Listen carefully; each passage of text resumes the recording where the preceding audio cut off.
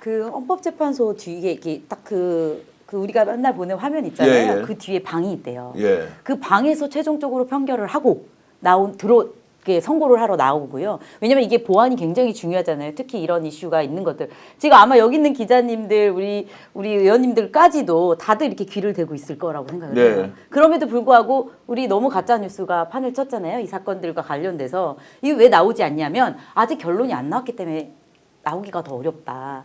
제가 알기로는 이제 박근혜 대통령 파면 때에는 그 전날 3개를 준비했었다고 합니다. 예. 그리고 판결을 그 선고 바로 직전에 결정을 하고 하나를 들고 나간다. 이렇게 얘기를 하거든요. 자, 저 내용을 이제 그대로 보십니까? 어떻습니까? 이제 월요일 날 오전 10시에 최종 선고를 하기로 했는데 지금 예를 들어서 하나, 둘, 세 가지 정도의 경우의 수를 놓고 세 가지를 만들어 놓고 그날 당일날 그러면 10시 이전에 뭐 9시경에 모여서 마지막 정리를 해서 나와서 발표한다. 이렇게 제가 보십니까? 취재한 내용은 조금 다릅니다. 예. 네. 제가 취재하고 이해한 바에 따르면 뭐 이번이랑 그 중대성은 좀 다릅니다만 통상적으로 당일날 평결해가지고 결정하는 경우가 많았고 그리고 실제로 이제 보충 의견 정도를 그러면 미리 넣어줄 여부를 거기서 정해서 바로 그냥 어차피 뭐 그 문안은 다 있으니까 거기다 그냥 넣으면 되는 거거든요. 옛날처럼 다시 이건 뭐 다 뭐 가리방 긁는 게 아니니까. 그래서 통상적으로 그렇게 막 기급하거나 좀 상대적으로 가벼운 사안에 대해서는 당일도 그렇게 했는데 요거는 그럼에도 불구하고 좀 무게가 있기 때문에 시간이 필요할 수는 있으나 그 정도로 합의가 완전히 안 된 상황이라고 하면 선고일을 못 잡죠. 제가 봤을 때 큰 가닥에서는 이미 잡혀 있고 예. 마지막에 그러면 몇 대 몇으로 할 것인지 아니면 네가 죽어도 넣어야겠는지 여부를 판단해서 당일 또는 전날 충분히 가능한 수준으로 이미 완성돼 있다 이렇게 봅니다. 그럼 8명의 재판관님들의 머릿속에는 이미 정리가 되어 그렇죠. 있다. 저는 좀 더 나가서 본인의 생각이 반영까지 돼 있을 거다. 그걸 만약에 그날 이게 의견이 좀 다른데 모아서 합의가 아니죠. 근데 그거는 결정해서 발표할 경우에 예측 가능성을 너무 떨어뜨리기 때문에 그날 하자고 한 것이라면 이미 정해져 있다. 그렇죠. 그리고 그리고 윤석열 네. 문제는 뭐냐? 네. 어떤 날을 하자고 하는데 아직까지 합의가 안 된 부분이 있다. 그렇죠. 이거를 한 번 더 논의해야 그렇죠, 되는 거 그렇죠. 아니냐라는 큰 줄기는 쪽으로. 어느 정도 잡혀 있는데 네. 나머지 이제 합의되지 않는 부분들에 대한 이야기를 하는 거고 네. 제 얘기는 그래서 그 얘기를 하시더라고요. 그러니까 마지막 그 내용을 쓸 때 전화를 해서 확인도 하고 나랑 같은 왜냐면 계속 평일을 하는 동안에 예. 의견을 교환하잖아요. 예. 나랑 같은 생각을 하고 있는 줄 알았는데 전화를 하다 보니 다르다는 거예요. 그럼 이 소수 의견은 나만 쓰겠구나 이런 네. 식의 결정이 나온다고 하더라고요. 이제 이런 토론할 때 좋은 거는요. 두 분이 완전히 싸워버리면 더 좋아요. 이렇게 예의 있게 그렇습니까 이렇게 하는 것보다는 아예 공격적으로 아니 김한나 위원장 잘못 알고 있어요. 어디서 그런 정보를 가져와서 이야기해요. 이렇게 하고 이상호 기자한테 네네. 아니 당신 기자면 다요. 뭐 기자면 뭐 제대로 알아보지도 않고 해요. 뭐 이렇게 해야 서영교 의원님하고 제가 중간에서 좀 중재하고 왜냐하면 이런 중대한 사안에 대해서는 선고 결과를 모르고 나서 선고일을 잡기는 불가능해요. 네. 그렇지 않습니까? 그러니까 그 결과를 알았기 때문에 선고일을 잡은 것이고 만약에 선고일 당일날 결과가 내가 의도한 것과 다르다? 그러면은 이거는 날을 잡을 수가 없는 것이죠. 그러니까 저는 이 날이 잡혔다는 것은 어떤 식으로든 내부 결정은 나 있는 상태에서 디테일한 그 보충 의견 정도 수준에서의 이견과 넣을지 말지라는 부분이 남아 있다라고 봅니다. 왜 그러냐면 정무적으로 보면 저는 당연히 인용이 돼야 된다고 보지만 날짜가 잡혔다는 걸 보면서 이건 인용이 아니겠구나라고 생각하는 게 뭐냐면 실제로 아시다시피 이게 그 선고가 계속 기일이 밀리면서 뭔가 중대한 합의 과정에 이견이 있다라는 정도는 상식적으로 이해할 수가 있지 않았습니까? 근데 절차적인 문제가 계속되는 과정에서 특히 그 절차 문제에서 이제 중요하게 거론됐던 게 한덕수 건인데 한덕수 건을 사실은 어떤 식으로든 털어주겠다라고 하는 의지가 보이지 않습니까? 그 네. 재판 과정에서 윤석열이 말도 안 되는 무슨 뭐 증인 추가 신청해도 다 받아줬잖아요. 그러니까 어차피 너는 탄핵이기 때문에 나중에 뭐 딴소리하기 없기 뭐 이런 취지가 반영된 것이라고 했을 때 요것도 제가 봤을 때는 윤석열 탄핵으로 가기 위해서 중요한 일종의 장애물을 해체하는 수준에서 응해준 것이 아닌가 이렇게 생각이 사건에 듭니다. 따라서 다를 것 같긴 해요. 네, 아까 예. 얘기하셨던 것처럼 당일날 얘기도 하시잖아요. 제가 사실 이런 사건이 있어요. 너무 공들인 사건이 하나 있었어요. 그래서 그게 대법원까지 갔는데 대법원 선고일 잡혔고 그 전에 당연히 대법원 이제 재판 연구관들이 보통 글을 쓴단 말이에요. 물론 이게 더 중대한 사건은 아닐 수도 있겠지만 재판 연구관들이랑 대충 내용까지도 좀 확인을 한 바가 예, 있었어요. 알겠습니다. 네, 그랬는데 다른 판결이 나온 거예요. 자, 한번 그럼 예를 들어볼게요. 네. 자, 이거는 우리가 이건 뭐 개인적인 근데 제 사건. 최악의- 너무 많이 나가면 안 돼요. 네. 왜냐면 네. 점점 이게 이제 본질에 좀 벗어나기 때문에 빨리 좀 정리하는 거예요. 제가 들은 네. 바로는 예.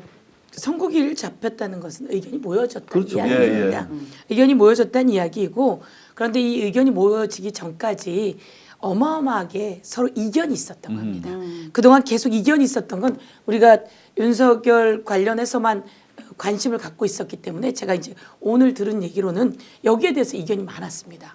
여기에 대해서 이견이 많았고 서로 아주 대립도 많았는데 갑자기 그 날짜가 잡히게 되었습니다. 이렇게 네. 이야기하더라고요. 그렇죠. 그래서 말씀처럼 많은 이견이 있고 서로 다름이 있을 건데 여기서 어떻든 의견은 모아졌다. 그런데 이와 관련해서 그 뭐라 그럽니까 발표문을 쓰기에는 꼬박 이틀이 네. 필요하다고 합니다. 그래서 자. 꼬박 이틀이 필요하다는 이야기이고 저는 이런 생각을 좀 해봤습니다. 마은혁 그러니까 이 한덕수가 탄핵될 때 헌법재판관 3명을 임명하지 않았잖아요. 네. 중요한 내용이잖아요.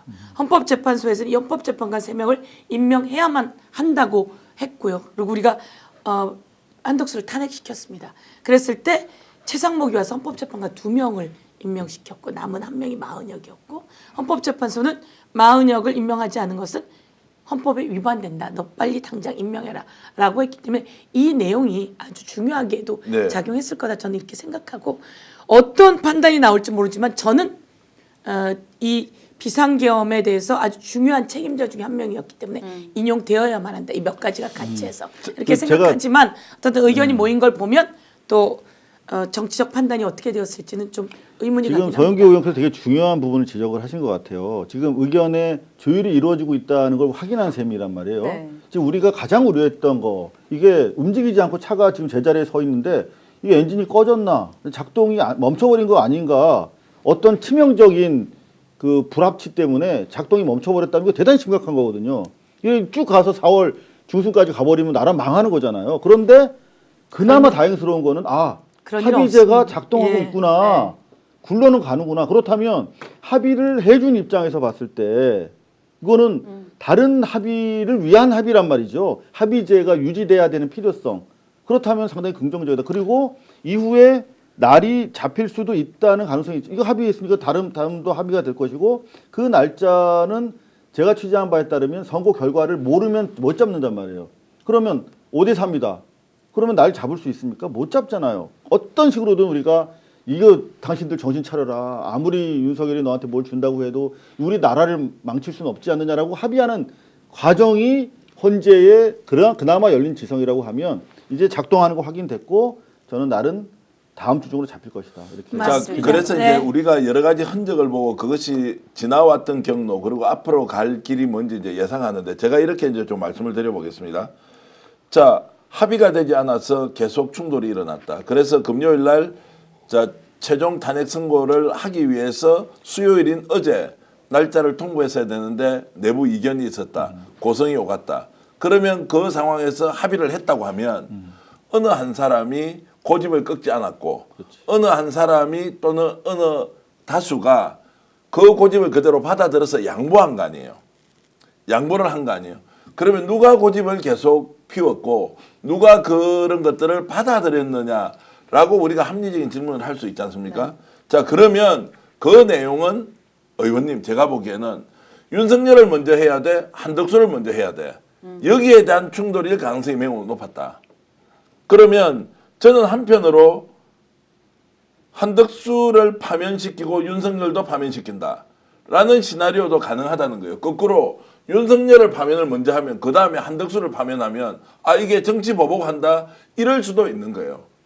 그 아까 이제 우리 김한나 의원께서는 가짜 뉴스라고 했지만 우리 취재 진짜 죽기 살기로 하거든요. 네. 흔적 하나를 가지고 헌법재판관의 마음을 읽을 수 없기 때문에 그 주변의 정황들을 가지고 퍼즐 맞추기를 하듯이 계속 이렇게 이제 왔는데 그러면 누군가는 고집을 피웠고 누군가는 결국 양보를 해서 이렇게 갔다면 순서일 것이다라고 저는 생각하거든요. 한덕수가 먼저냐 윤석열이 먼저냐 이렇게 해야 이제 좀 더 우리가 합리적으로 추론할 수 있는 거 아니냐라고 제가 일방적으로 서 의원님 주장하는데 어떻게 보십니까?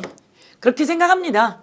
한덕수가 먼저냐, 윤석열이 먼저냐라고 했을 때 대한민국이 윤석열을 정리시켜야 되는데 예. 제가 그러니까 대한민국 모든 국민이 맞추는 거 윤석열은 파면이다. 더 이상 파면이 아닐 방법이 없다. 보수들이 그렇게 얘기한다는 거예요. 그러니까 어제 한 중요한 공직자가 이 사람은 이제 약간 공무원이에요. 공직자가 아유 마음이야 윤석열 파면이지만 사람들하고 얘기하면서 보수인 사람이 있어서 아유 나라를 위해서 탄핵이든 인용이든 빨리 아니 기각이든 인용이든 빨리 했으면 좋겠습니다. 이렇게 이야기를 했더니 이 보수인 사람이 무슨 소리를 합니까? 이건 탄핵이어야 돼요. 네. 이건 파면이어야 돼요. 이렇게 얘기를 하더라는 거예요. 그러면서 보수들도 그렇게 생각합니다. 나라를 생각해서 이렇게 이야기하는 것처럼 윤석열 파면을 놓고 그러면 한덕수를 먼저 정리하고 가자. 저는 이게 작용했을 거라고 생각합니다. 그리고 제가 알기로는 아직 합의가 이루어지지 않았다고 하지만 특별하게 이견이 많이 있었던 건 없다는 거예요. 네. 윤석열 관련해서 합의를 이끌어서 모으지는 않았는지 몰라도 여기에 대해서 특별하게 이견, 기각의 의견 이런 이견은 없다라고 하는 게 제가 듣고 정리한 것으로 맞습니다. 자,